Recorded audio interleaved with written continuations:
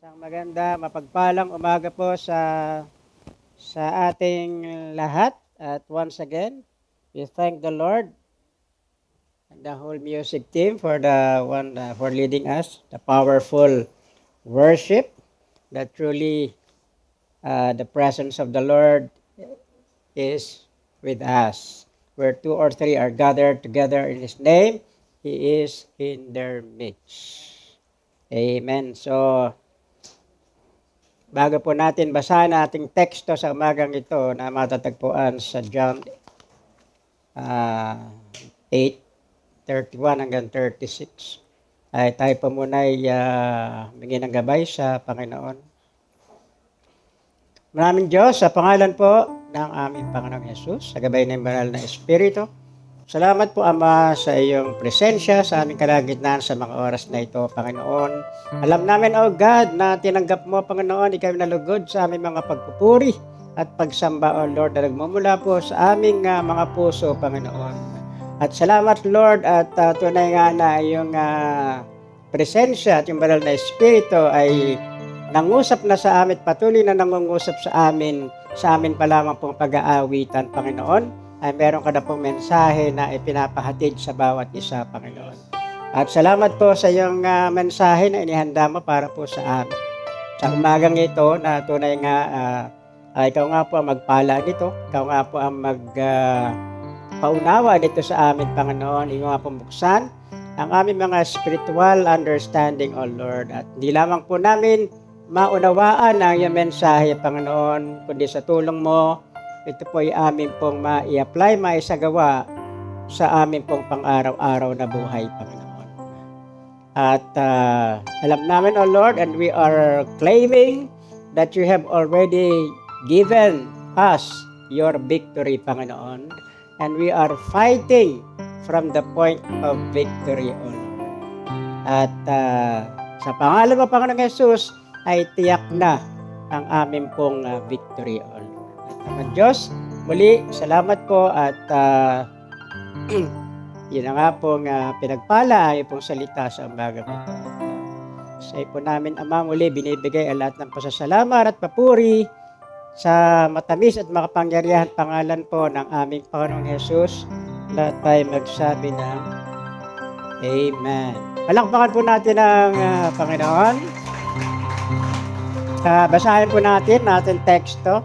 John, the Gospel according to John, verses 31 hanggang 36. To the Jews who had believed him, Jesus said, "If you hold to my teachings, you are really my disciples. Then you will know the truth, and the truth will set you free."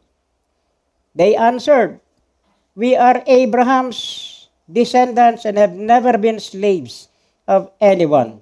How can you say that we shall be set free?" Jesus replied, "Very truly I tell you, everyone who sins is a slave to sin. Now a slave has no permanent place in the family, but a son belongs to it forever. So if the Son sets you free, you will be free indeed." One of the, sa text na ito natin binasa, one of the most ridiculous statement dito, no, na yung reply ng mga Hudyo, na habang sinasabi ng Panginoon na bibigyan ko kayo ng kalayaan kung kayo magpapatuloy sa aking salita, tunay nga kayo ay aking mga tagasunod. At malalaman nyo ang katotohanan at ang katotohanan ay magpapalaya sa inyo. So the ridiculous reply nitong mga Jews, ano sabi nila? "We are Abraham's descendants and have never been slaves of anyone." Paano nila nasabing they have never been slaves of anyone? Napakarami ng mga empire, di ba? Ilang empire na yung sumakop sa kanila at umalipin sa kanila. May Persian Empire, may Roman Empire, may Syrian Empire, Roman, pang mga lima ba yun? Grecian, di ba? Greek Empire, no? Kaya, paano nila nasabi na sila ay malayo? Pero ang tinutukoy ng Panginoon dito, syempre, The truth dito is not just any truth, but the truth is, ang tinutukoy na Panginoon na truth dito is the Word of God and Jesus Christ Himself. Because there's no other truth, the real truth, the genuine truth, the ultimate description of truth is the Word of God and the Lord Jesus Christ. At pag nakilala mo ang Panginoong Jesus, sabi niya, ay bibigyan kita ng kalayaan. At dito tayo magfo-focus, no? Doon sa sinabi ng Panginoon sa huli na, if the Son sets you free, you will be free indeed. Kapag ikaw ay pinalaya na ng Panginoong Jesus, tunay ngang ikaw ay malaya na. So dito tayo magfo-focus dahil ang ating topic ay patungkol sa we are in the spiritual warfare, no?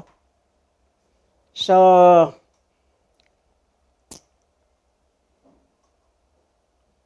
napakaganda ng ating opening song kanina, di ba? In the presence of the Spirit, there is freedom. Where the Spirit is present, where the Spirit of God is present, there is freedom. Where the Spirit of God is present, there is healing. Where the Spirit of God is present, miracles will happen. And we know that the Spirit of God, the presence of God, is in our midst. So sabi ng Panginoon, if the Son sets you free, you will be free indeed. So we will talk about one of the destructive spirit na ginagamit ni Satan, no? Ang spirit of rejection. Etong spirit of rejection is very destructive. Marami na itong sinirang buhay. Marami na itong winasak na tahanan, no? Marami na itong pusong pinaluha. Di ba? Totoo naman eh. Dahil sa espiritong ito, marami na talagang napahamak na buhay. Kung ikaw believers or unbelievers, no? O pwede mabiktima nito, at kung mahina-hina kang nilalang, ay magpapadala ka rito. Kasi, sa atin lahat, di ba? In one way or another, we have experienced the being rejected. Amen? Sino rito sila ang nagre-reject? At tulad ng mga gandang dilag natin dito, malamang marami na silang na-reject, no? Pero sa amin nga ni Pas Francis, na-identify namin ng bawat isa. Dahil marami na nag-reject sa amin. Kami ay mga binata pa at mga naliligaw, di ba? Ang dami nag-reject. Pero sabi ko, kung mahina-hina ka nila lang, susuko ka na. Di ba? Pero sa akin, puhunan ko lang naman, lakas ng loob. Dahil kung mawawala pa yun, wala nang mayayari, di ba? So, kaya hindi pa ako Christian, malakas ang loob ko. Ang sinasabi, positive pa rin, di ba? So, pag ako ni-reject, sabihin ko, hindi ako nawalan, kayo nawalan, di ba?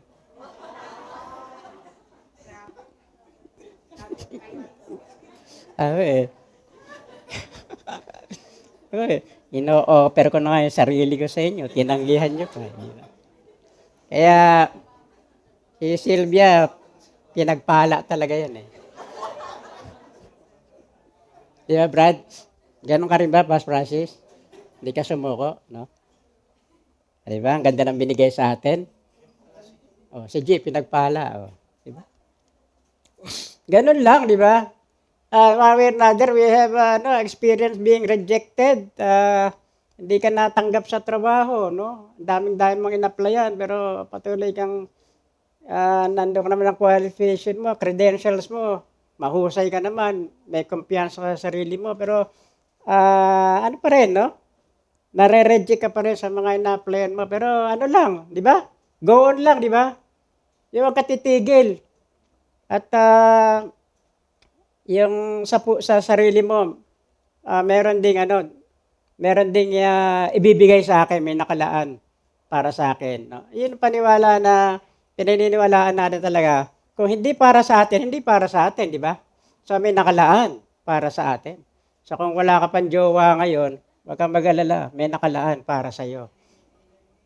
Tumingin ka lang sa katabi mo o sa paligid mo, baka nandyan lang yun, di ba?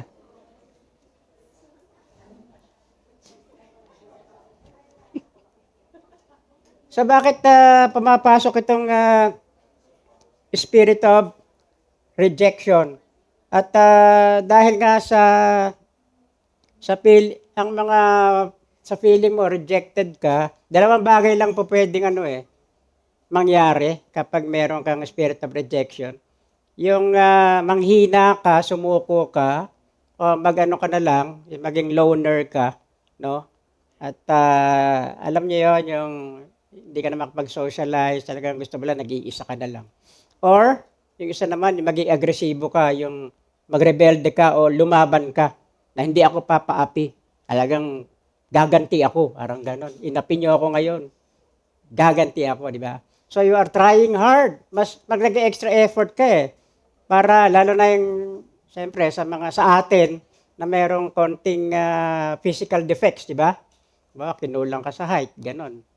Hindi masyadong maganda yung yung figura mo, no? So mga ganyang mga bagay, dahil na-reject ka dahil sa mga ganyang mga bagay, o binubuli ka sa school dahil sa mga ganong physical defects mo, di ba? Inaalipusta ka, tinutokso ka, talaga nilalait ka. So hindi ka tanggap sa tropa, hindi ka tanggap sa barkada. So ikaw yung parang gusto mong makisama, pero lagi kang ina-out, no? You are outside looking in. So you are trying hard na mapansin ka nila. Kaya mga may spirit of rejection, mga KSP. Pag kayo kulang sa pansin, gusto nyo lagi kayo napapansin, lagi napupuri yung hair nyo, o napupuri yung damit nyo, diba? Pag nagpagupit ka, wala man lang pumuri sa'yo, yung ganda naman ng mo, saan ka nagpariban, diba? Isang parlor yan, diba? Pag hindi ka nakatanggap ng ganang papuri, naiinis ka. Tira, wala man lang pumansin sa akin, effort na ako, diba? So nag-extra effort ka, trying hard ka, then meron pang lalapit sa'yo, sasabihan ka, you're nothing, di ba? But a second rate, trying hard, copycat. Tapos, buhusa ka pa ng tubig. So, matindi yun, di ba? Matinding panlalait yun. Pero sa dibdib mo, sinasabi mo, hindi ako susuko. Dahil bukas, luluhod din ang mga tala, no? Mas maganda yung gano'n, di ba? Na hindi ka susuko. Pero yung paghihigante, parang gusto mong gumante, yung motibo mo pagganti, yung para balang araw. Luluhod din kayo sa akin, parang gano'n. Parang si Raisa May, di ba? Naalipusta siya ng kapitbahay nila, di ba? Kasi maitim siya, tapos hindi maganda itsura niya, di ba? Pero nung yumaman siya, di ba, nag-artista siya. Yung maalipustang kapitbahay niya, binili niya yung bahay. Di ba? Mga ganong, alam ko naman dito, halos wala nang Noranyan dito, o Bilmanian. Kasi mga senior na yun Sa iba, mga nangamatay na, no? Wala na. So, pero meron dito forever, yung mga Sharonian, yan. Diba? Lalo na kung sa kitchen ka, di ba pwedeng wala kang So, paano ba? Paano nagro-root? Siyempre, kailangan malaman natin yung root. Kung meron tayo nito, malaman natin yung root. Para sa sakit yan, di ba? Bakit ka may sakit? Meron pinanggagalingan niya sakit mo. So, ano ba root cause? Ano root cause ng spirit of rejection? Tingnan natin tingnan natin. Yan. Pumapasok o nag-i-impluensya. ang spirit of rejection through trauma and abuse. Nung bata ka pa, nakaranas ka ng physical, emotional, or maaaring sexual abuse, as well as severe neglect. Ito'y nag-iiwan ng malalim na sugat sa iyong pagkatao, sa iyong puso. At ikaw ang pakiramdam mo, you feel unwanted and unloved. Kaya meron mga tao nagsasabing, bakit parang walang nagmamahal sa akin, di ba? Kailan ko matatagpuan yung tunay na pag-ibig, di ba? So mga ganong kadramahan, mga madrama sa buhay yan, mga merong spirit of rejection. Kasi in the past, nakaranas sila nung bata pa sila, di ba? Nakaranas sila ng emotional. Maaaring hindi magaganda yung mga salita na natatanggap nila mula sa ibang tao, o mismong, ang pinakamasakit, yung mismong kapatid niya o magulang niya ang nagsasabi sa kanya ng mga hindi magagandang salita na yon. Kasi yung mga bata, may yan, di ba? May feeling na yan. 3 years, 4 years, meron na feeling yan. Pero actually, nagsisimula nga yan, sa womb pa lang eh. Pag yung bata, feel na kagad yung bata na nasa womb na siya unwanted, o rejected, o hindi siya gusto. Kasi, di ba, pag mayroong burn, yung nabuntis, di ba, biglang nabuntis, nag-aaral pa, tapos nabuntis yung babae, di ba, ang unang-unang papasok do sa magjowa, naku, problema yan. Palaglag natin, di ba? Patanggal natin. Di ba, yung kagad ang ibig sabihin, kagad, rejected kagad yung bata. At yung batang nasa sinapupunan, meron ng nakakaramdam na siya kung ano yung nangyayari sa kanyang kapaligiran. Tingnan niyo natandaan niyo si Elizabeth, nung siya ay 6 months na pregnant kay John the Baptist, di ba? At bumisita si Mary sa kanya, nung narinig nung bata ni John the Baptist na nasa sinapupunan na 6 months pa lang, yung boses ni Mary, ang sabi rin sa Biblia, di ba? The baby in the womb of Elizabeth leaped for joy. So, ibig sabihin, kahit nasa womb pa lang yung bata, alam na niya kung ano nangyayari sa kanyang paligid. At alam niya kung siya rejected, at maramdaman niya kung siya ay welcome na welcome. Kaya nga, napakahalaga na din pa lang sa pagbubuntis, di ba? Sa pagdadala pa lang ng baby sa sinapupunan, talagang kinakausap mo yan eh. Di ba? Talagang pinapadama sa kanya na love na love. Love na love siya. Diba? So, kaya yung ibang bata, pag pa lang, rejected, tapos pag isinilang, parang dala-dala na niya yung pasan-pasan na niya yung mundo, di ba? Nakasimangot kagad eh. So, hanggang sa lumaki yung bata, maano niya yan eh. Iba yung niya, aura niya, yung na mukha niya, di ba? Hindi maaliwalas, di ba? Yung lagi nakasimangot, di ba? At yan ay depende rin niya siyempre sa surroundings, no? Nag-aaway palagi yung magulang, 'di ba? So yun eh, nakakaapekto talaga yun sa bata kahit na siya ay. Kaya napakaganda na isang pamilya talagang maging punong-puno, makita yung punong-punong pagmamahal, no? Naalala ko nga nung may mga alaga si Sylvia, lagi ako may paborito doon sa mga alaga ni Sylvia. No? So, nung panahon na yon si Liam tsaka si Lucas. No? So, si Liam yung paborito ko. Kahit saan ako pumunta, sinasama ko siya. Binibigyan ko ng pagkain, ng laruan. Pero isang bata, 4 years old lang yun hindi ko pinapansin, ganon. Pag lumalapit sa akin, hindi ko pinapansin. Si Liam yung kinukuha ko. No? Tapos minsan, napalo ko siya sa puwet. Mahina lang naman, no? Mahinang palo lang, mahina. And then, nung dumating yung nanay niya, nagsumbong sa mami niya. Mami, sabi, Tito Leo spanked me. Sabi niya. Maybe you are makulit, sabi ng nanay. No, mami, he don't like me. He like Liam. Sabing ganun. Na ako, ay, nakaramdam na pala ito, bata. No? So, ganun, no? Kaya kung may mga anak kayo 3 o 4, wag niyo ipapahalata na meron kayong paborito. Na? Sino may tatlo? Mahigit dalawa, di ba? Mahigit isa. Kahit dalawa, di ba? Anak, huwag nyo ipaparamdam. Dahil talagang meron tayong sa mga anak, no? Katulad ni alam ko si Marla, paborito yan eh. So, pag binilan niyo yung isa, di ba? Binilan niyo na isa damit, bilan niyo rin yung isa. Ganun eh. Kasi magsiselos kasi yun. So, magkakaroon siya ng spirit of rejection na mas mahal niya. Mas mahal ng mami ko, yung kapatid ko. Diba? May mga ganun eh. At wag na wag nyo sa mga magulang natin na bata pa. No? Wag na wag nyo ikukumpara. Pagkukumparahin yung mga anak nyo.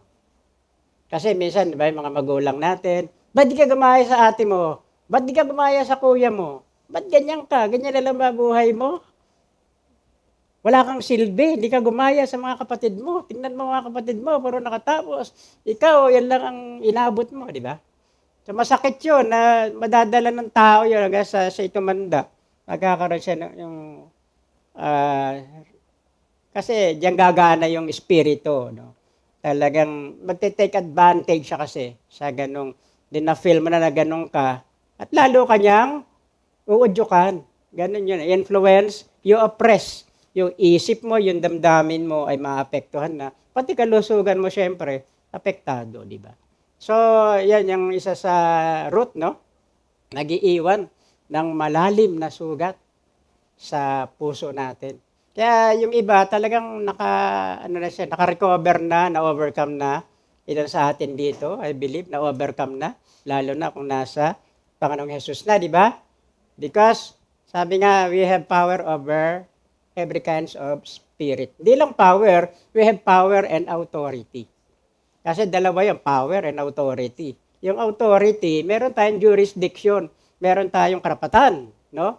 Doon sa na sila'y palayasin, na sila'y bawalan na panghimasukan na ating buhay, binigyan tayo ng Panginoon ng gano'n. At power, we have the capability to cast them out. Kaya, kahit na sabi ka, the weakest Christian na laging nananalangin sa Panginoon is strongest. Stronger than the strongest devil. No? Kikita niyo yung mga yung power and authority. Kasi Satan powerful siya, di ba?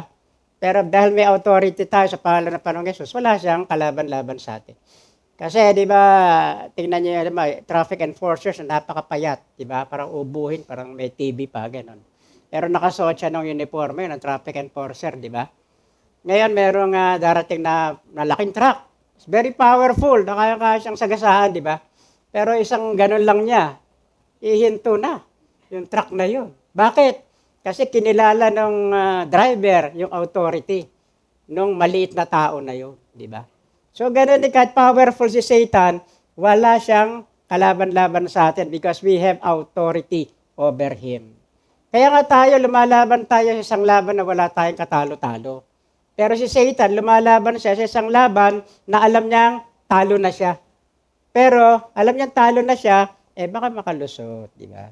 Kaya naggagamit siya ng mga deception, taktika, para ma-bandage tayo. May mga Kristiyano na gustong-gusto nila talagang sumunod sa Panginoon, nagsisikap sila, pero parang may tanikala na nakalagay sa kanilang mga paa, na hanggang doon lang nararating nila, hindi sila makamove on, makausad-usad ng malayo.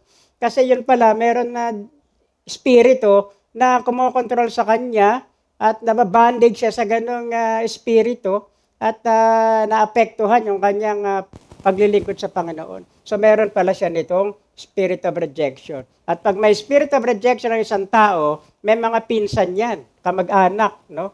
Spirit of, bitterness and rebellion.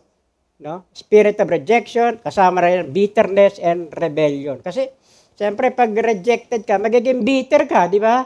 Kasi mapait yung mga pinagdaanan mo. So, mapait ka pa sa ampalaya, di ba? So, damdamin mo. Tapos, pwede kang maghigante, magrebelde. Lalo na, magtampo ka sa Diyos. May mga tao na Dahil sa dinadanas nila, sobrang hirap sa buhay, pagsubok na dumating sa kanila, dati ay malapit sila sa Diyos, pero hindi nila nakayanan, unti-unti silang lumalayo, nagtatampo sa Panginoon, di ba? Mga nafe-feel niya na parang hindi ako love ni Lord. Bakit ganito ang mga dinaranas ko? Pero sinisiguro ng Panginoon na whatever the situation we are encountering, God love us so much. Kaya yung iba na overcome na to eh. Narinig ko yung testimony dati ni Ira na siya binubuli, di ba? Dahil sa kanyang natin konting napakaganda niya pero may konting di ba? Pero overcome na, no? Oh. Di meron ka ng kumpiyansa, di ba? Sa sarili mo, di ba? Oh. Pero payo ko sa iyo para mas tumindi pa yung kumpiyansa mo. Kung Colgate ginagamit mo, palitan mo ng close-up. No?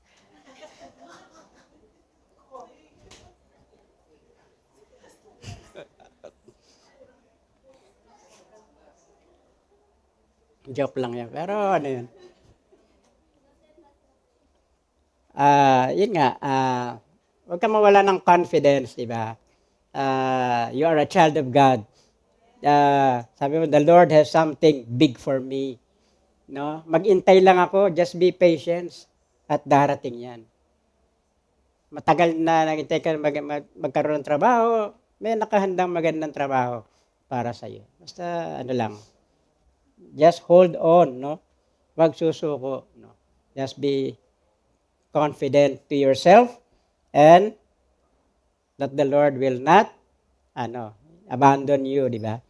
So, ano pa? Yung bang di ba? They feel unwanted and unloved. Meron ba rito sa atin dito na they feel unwanted? Hindi sila kailangan, para may kailangan sa kanila. O parang walang nagmamahal sa kanila. Sabi nga ng Biblia, saan ba yun? Iwanan mo ako ng aking mga magulang, ng aking tatay at nanay, kailanman hindi ako iiwanan ng Panginoon. At ang pangalawa, ano pang root niyan? Yan, it is generational patterns. The spirit is often described as generational, passed on or passed down through families suffering from broken marriages. Maraming ganyan, di ba? Toxic parenting or repeated negative spoken words. Yung broken marriages, napakasakit noon yung ikaw iniwan ng asawa mo, pinagpalit ka sa iba. At jowa mo, kaya magkasintahan pa lang kayo, pinagpalit ka sa kaibigan mo. Dahil wala kang time para sa iyong sweetheart. So, pinakiusapan mo yung kaibigan mo, ikaw muna wala kasi ako. Samahan mo na siyang mag-dinner kasi di ako pwede. Kalaunan sila na, di ba? So, masakit yun. At marami sa atin dito, alam ko na overcome na rin yung yung tao na nakasakit sa'yo, yung handa ka ng i-release yung patawa, di ba? I-release mo na yung forgiveness. No? At yun ay, kasi pag kinimkim mo yung unforgiveness sa puso mo, ikaw rin ang mahihirapan, di ba? So, ayun, yung broken marriages, apektado rin yung mga dyan. Yung mga anak, di ba? Yung mga bata, lalo na kung mga maliliit pa, tapos ganon yung mga magulang nila. Talagang mahirap, di ba? Mapasok yung ganyan mga klase ng espiritu, yan, nagiging bitter din sila, at pwede maging rebelde. So, yung toxic parenting, may mga magulang na toxic, di ba?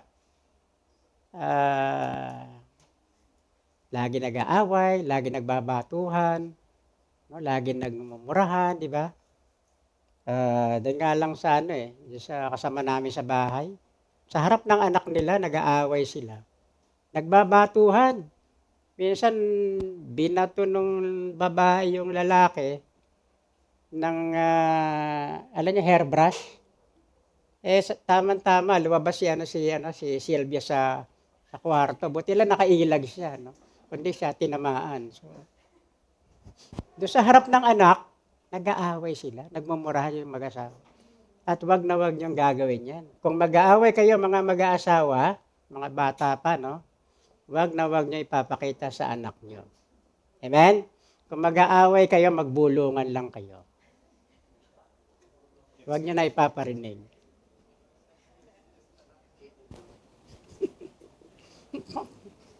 Muskrino. Ang hirap, ano? Ang hirap siguro, di ba? Ha? Watch.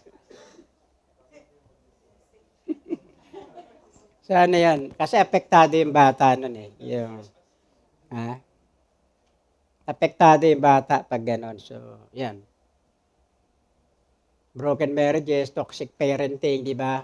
Tapos yung mga paulit-ulit na mga negative words. Kailan yung mga anak nyo, encourage nyo, words of encouragement palagi. Kasi yung formative years niya, napaka-importante yan. 3, 4 years old, 5 years old. Kailangan puro encouraging words. Kung kailangan nyo disiplinahin nyo ng huwag nyo sasaktan. Huwag nyo sisipain, huwag nyo babatukan, di ba? Kundi sasabihan nyo, kakausapin nyo. No? Kasi ano yan eh. Di ba, may mga magulang na sinasabihan yung, mahina sa pag-aaral, di ba, yung bata. Sabi na, bobo mo, nakainis ka, di ba, tinuturuan, bobo mo, hirap mo makaintindi, manang-mana ka sa tatay mo, di ba? Kaya sagot naman yung tatay, bobo nga ako, kung matalino ako, hindi ko ang pipiliin ko eh.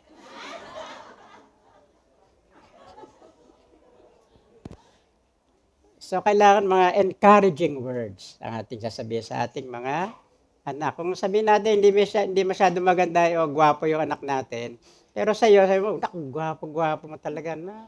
Para ma-develop yung ano niya, yung self-confidence niya, at lalaki siya na naniniwala siya na gwapo at maganda siya. Pero wala namang nilalang ang Diyos na hindi maganda, di ba?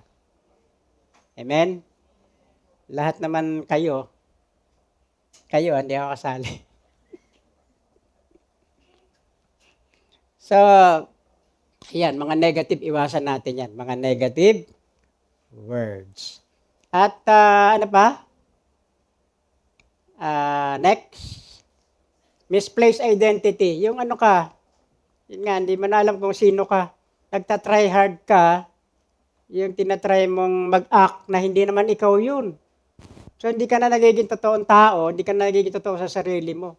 At gusto mo matanggap ka ng iba, no? At nagpi-please, ito yung mga man-pleaser.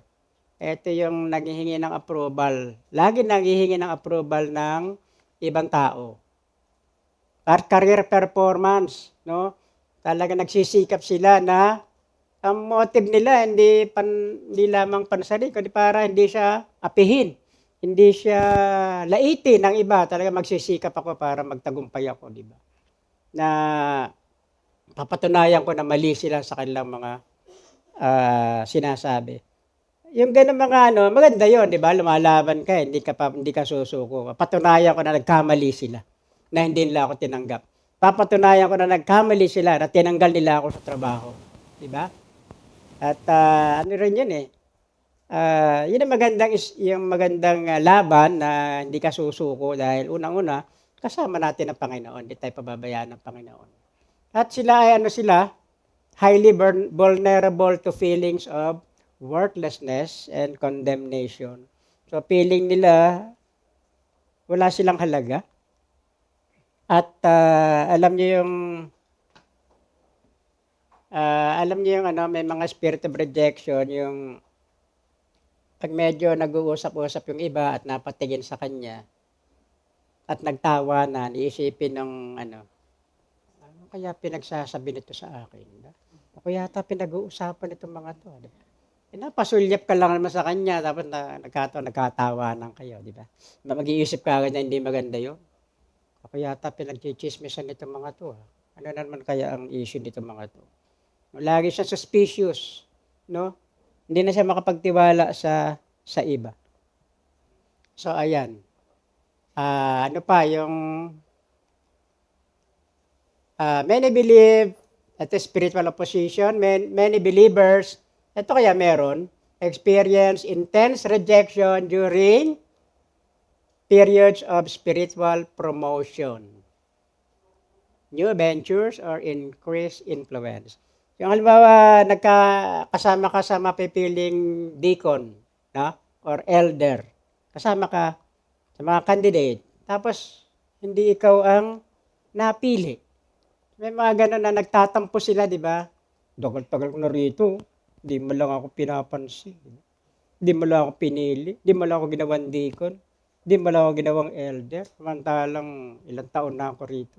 Bakit itong isa, kabago-bagong dating nito, nilagay kagad doon, talagang may tinitingnan itong mga leader na to, di ba?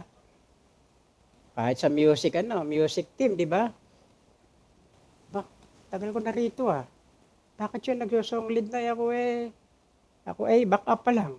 Diba? Ba't gano'n? Ang tagal. Pero tandaan po natin, may kanyang-kanyang panahon tayo. Diba? Our time will come. Sabi nga, your time to shine will come. So, may panahon. Kanya-kanyang panahon. Diba? Ano pa, yung naman ito, mga a person battling spiritual rejection, frequently experiences feeling of being unloved, unwanted, and isolated. So gusto nila yung nag-iisa lang sila. Gusto nila ay mga loner. Kaya minsan maintindihan natin yung iba, yung mga kapatiran natin, ba't kaya ganun siya? Yung pala, meron siyang ganung espiritu. No? Ayaw niya makapag-usap sa iba, talagang tahimik lang siya, ayaw niya mag-open up, kasi natatakot siya na baka may babisto sa kanyang sa pagkatao niya. Lalo na kung alam niya may tinatago siya. So, hindi na lang siya magsasalita. No? So, sabi nga, mas maganda na yung tahimik, di ba? No talk, no mistake, di ba? More talk, more mistake. So, parang ako, ganyan, tahimik lang ako. Hindi na ako masalita talaga. Next. Ayan. Nagkakaroon sila ng self-pity. Withdrawing from others preemptively to avoid being found out or hurt, which reinforces feelings of loneliness. Naawa sila sa kanilang sarili. Ngayon, pag nagkaroon sila ng karelasyon, iisipin nila, baka i-break ako nito. Ang gagawin niya, uunahan na niya. Siya na magpapag-break. Di ba? So, mga ganon, delikado. Alam niyo, delikado mapunta sa leadership, yung may ganyang espiritu, yung spirit of rejection. Kasi, diba, mahirap. Gusto niya na, mapansin siya, hindi siya tatanggap ng constructive criticism. Kahit na constructive criticism, ang feeling niya, dinadown siya, nire-reject siya kagad. No? Mahirap tumanggap sa kanya ng pagtutuwid. No? At kaya meron siya espiritu rin ng, alam niyo yung spirit of yung tampururot. Madali magtampo. Diba? Yan, may mga ganyang yan. Madali magtampo. Masabihan mo lang ng konti, makanilig lang ng konti. Ayoko na dyan, alis na ako. Lipat na lang ako sa iba. No? So, next. Yan, nagkaroon sila ng isolation, self-pity. Hypervigilance, always scanning social interaction for subtle signs of disapproval, exclusion, or negative judgment. Sila, lagi nilang negative lagi yung isip nila, na hindi sila tanggap, na hindi sila kasali, at hindi maganda yung pag-judge sa kanya. So yan, may mga ganyan tao na alipin ng ganyan espiritu. So, pakahirap, di ba? At sa isang tao na may ganyan. So, pero purihin ng Panginoon at sabi nga, na nakita natin yung cause, yung root, Nakita rin natin yung mga symptoms nito. At yun namang cure. Ano naman ang cure? How we can break free from the spirit of rejection. I don't know if you have, up to now, you have that spirit of rejection because of the past hurts, of what happened to your family, what happened to your relationship, what happened to your job, no?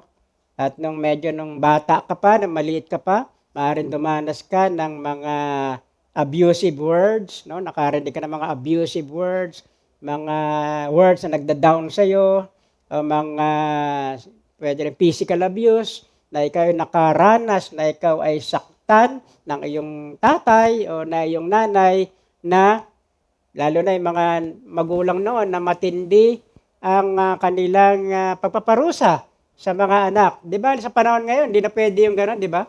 Na parurusahan mo yung anak mo kaya susumbong ka nun sa barangay, di ba? Pero nung tayo, nung panahon natin, pwede pinapaload tayo sa munggo, pinapadipa tayo na may hawak na libro sa school, no? Pinapaupo tayo sa tabi ng basurahan, di ba? Pinapalo, kinukurot, binabato ng eraser, binabato ng chalk, no? Yung mga naranasan natin noon, di ba?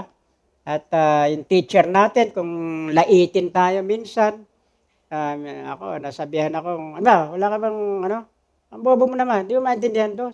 Sabihin ng teacher sa'yo, di ba? Di ba ang teacher dapat nagtuturo siya, di ba? Yung nasabihan niya estudyante na, bobo mo, ang hina na ulo mo, wala kang mararating, di ba? Hanggang ganyan ka lang, hindi ka gagraduate, hindi ka makakatapos. Yung bata, pag na-receive niya yon, dalawa lang po pwede niyang gawin yung matakot siya or lumaban siya. Hindi ko hayaan na maging totoo yung sinasabi mo. Di ba? So ano ang cure? How to battle the spirit of rejection? Of course, una, we must begin prayerfully, asking the Holy Spirit to reveal the root cause of this oppressive spirit. Kasi malaman mo yung root cause Kailangan bunutin mo yung tinik, bunutin mo yung ugat. Kasi hanggang yung mga psychologists, ang tinitreat lang nila, external o hanggang emotion lang, di ba? Hindi sila naniniwala sa yung mga ganitong spirit, di ba? Sa kanila, lang yan, yung depressed lang yan, oppressed lang yan. So, anxiety lang yan, no? Kaya nagkakaganyan yan. Pero, ang sa atin alam natin, merong spirit behind, no? Yung ganong, kasi tinatarget talaga nito, yung emotion natin, yung ating kalooban, no? Pinapanghina yung ating kalooban. At sinasabihan tayo na wala kang pag-asa, wala kang kasilbi-silbi. Kahit na anong gawin mo lapit mo sa Panginoon, walang mangyayari sa iyo, hindi ka tatanggapin ng Panginoon. Dahil ganyan ka, dahil masama ka, dahil ang pinagdaanan mo, papaalala sa iyo, mga pinagdaanan mo, mga pinagagawa mo, di ba? Ng espiritong ito, ng demonyo, di ba? Pero tandaan natin, tingnan natin, saan nagsimula yung spirit of rejection na yan. So, ibabalik ka sa memory, sa mga nagdaang buhay mo, when you made an agreement, kung saan parang nagkaroon ka ng agreement sa kaaway, no? God transforms us by renewing our minds, including healing our memories. Pag lumapit tayo sa Panginoon, Lord, yun na pong inusuko ko na po sa iyo ang bagay na ito, Lord. At sa pangalan mo, Panginoong Jesus, ito po ay kina-cast out ko sa aking buhay. Kasi binigyan tayo ng power and authority ng Lord to cast out, di ba, demons and spirits. So sila ay subject sa atin. So pag meron ka noon, ang kailangan dito kasi aminin mo that you have that. Kasi di ba, may sakit, hindi siya gagaling, hindi na amin niya, na meron siya sakit. Hindi siya matutulungan ng doktor pag niyang aminin na meron siyang sakit, di ba? So tayo, matutulungan lang tayo ng Panginoon. Kung aaminin natin mismo na gano'n tayo, na meron tayong gano'n. At we want healing. Gusto natin makawala sa ganong klase ng bandage o stronghold sa atin ng kaaway. So he opened to how He wants to reveal the root of rejection. Be open.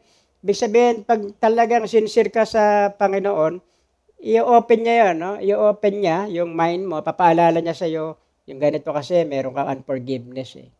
Hindi mo siya mapatawad. Masakit yung mga pinagdaan mo, mga taong nag-mistreat sa'yo, hanggang ngayon, hindi mo sila mapatawad. No? So, paalala sa'yo ng Panginoon yun.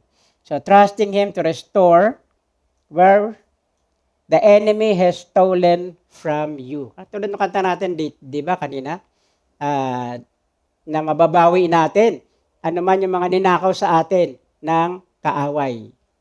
Dahil ang job description ni Satan is to steal, to kill, and to destroy. So, yun, di ba? Begin by prayerfully asking the Holy Spirit to reveal, no, yung cause ng oppressive spirit, yung root cause. Ba't ka nagkaroon ng ganyan? Ano yung pinagmulan yan?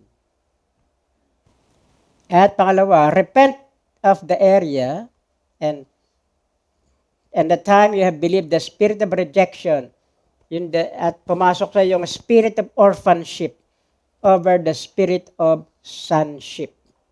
So, yung parang inabandon na ka, you have the spirit of abandonment, and then just repent of that time na naniwala ka sa spirit of abandonment at spirit of rejection. Yung mga iba, kasi nga meron silang spirit of rejection, gusto nila malaman kagad kung ano talaga mangyayari sa buhay nila. Kaya nagre-resort sila sa witchcraft. Alam niyo yung witchcraft? Yung pagpapatingin ng kapalaran mo sa ibang tao, tulad ng baraha, o mga Ouija board, o kung ano-anong yung gusto ko malaman, ano po yung magiging kapalaran ko, sino yung mapapangasawa ko, anong klaseng lalaki po yung mapapangasawa ko. Witchcraft yun eh. So, pwede yung iba nakagawa ng ganon. So, espiritu yun. So, dapat i-renounce mo. No? Renounce kung ano man yung contact mo sa ganoong bagay. So, tandaan natin na now, our identity is in the Lord Jesus Christ. Okay? So, hindi na tayo nagtatry pa na maging tayo na hindi naman tayo. So, our identity is in the Lord.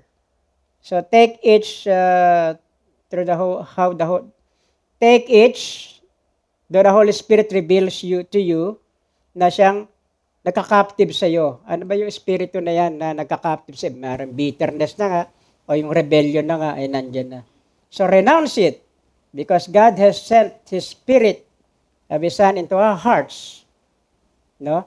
And the Spirit who cries out, Abba, Father. Ibig sabihin, our God is in heaven.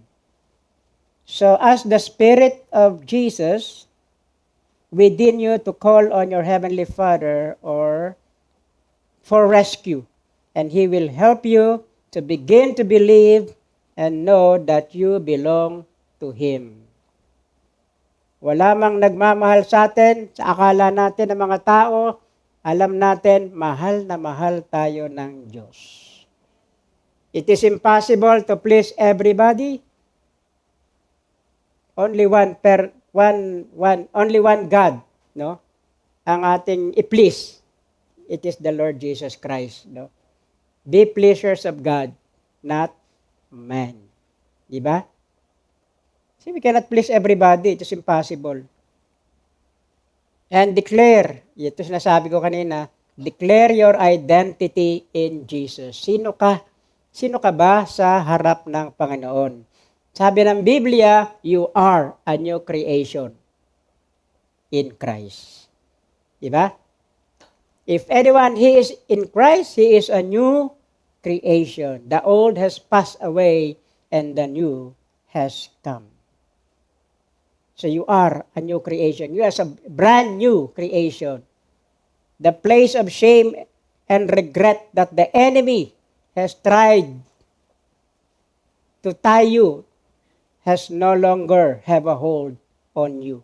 Sabi nga, before we believe the lies of the enemy, of the devil. But now we are breaking that lies in our life because we know that our identity is in the Lord Jesus Christ. Declare the power of the new thing God is doing in your life. That you are a child of God. You are loved by God. That God cares for you. That God will not abandon you.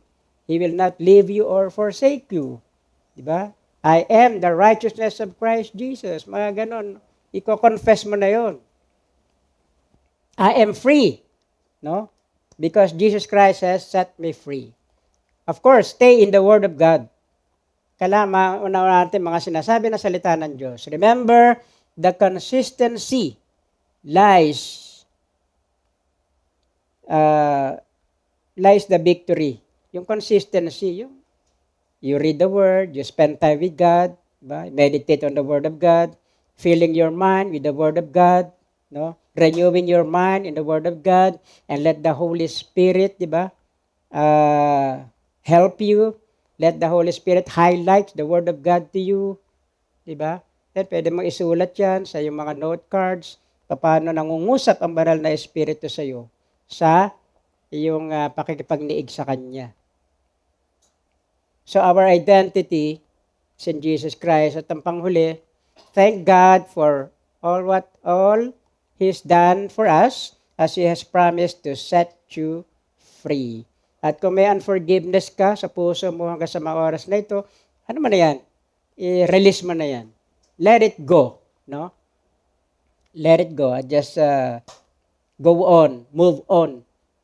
At hindi man sila humingi ng tawad sa iyo. Wala na sa puso mo yun, di ba? Kaya humingi sila ng tawad, kaya hindi. Wala na sa ano mo yun. Sa puso mo. Nirelease mo na yung forgiveness. So, nawala na yung bitterness, no? Nawala na yung gusto mo maghiganti, no? Yung iniwan mo ako, hanap ako ng mas gwapo sa'yo. Di ba? Parang ganon. So, wala na sa puso mo yung paghihiganti.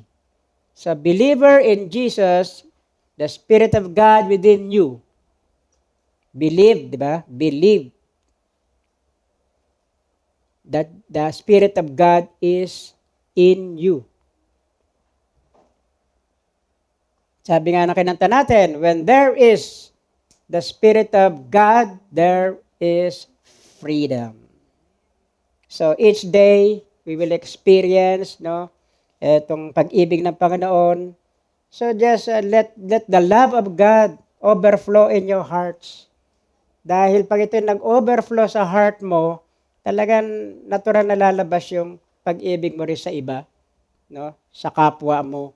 At marirelease ka sa anumang mga bitterness o rebellion o yung rejection na nasa puso mo. Tandaan po natin, we are not the spirit, we do not have the spirit of abandonment, we do not have the spirit of orphanship, but we have the spirit of sonship in the Lord Jesus Christ. Hallelujah. So, praise God. At sabi nga ng Panginoon, if the Son sets you free, you will be free indeed. Amen. Palakpakan po natin ang Panginoon.